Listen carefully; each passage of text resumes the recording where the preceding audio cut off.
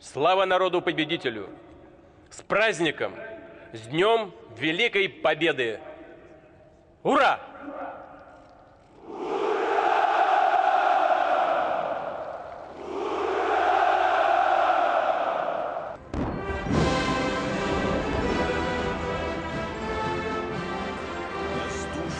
Црвениот плоштад како никогаш во историјата се тресеше под чизмите на 16.000 војници.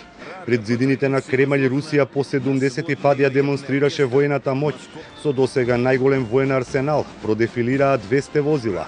Небото над Москва, за чија бистрина и растерување на облаците Путин плати 6,5 милиони евра, го надлетаа 143 авиони и хеликоптери, меѓу кои 3 типа најнови ловци, јуришните хеликоптери Ми-35 и Ансат.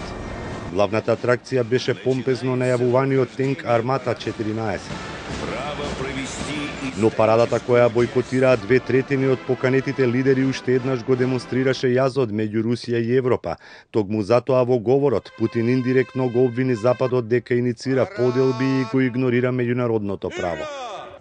Системы адекватной современным угрозам, построенной на региональной и глобальной внеблоковой основе. Только тогда мы обеспечим мир и спокойствие на планете. На парадата беа поканети 68 лидери, од кои дојдоа само 27 мина, меѓу кои македонскиот претседател Ѓорѓе Иванов.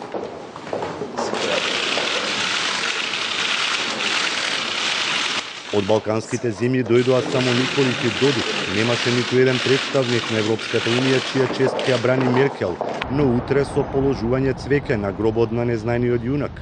Од големите челници се појавија само Бан Ки Мун и претседателите на Кина и на Индија. Но тоа очигледно не фрли длабока сенка врз празникот, зашто дури 42% од граѓаните го сметаат за поважен од Божиќ, Великден или од сопствениот роден.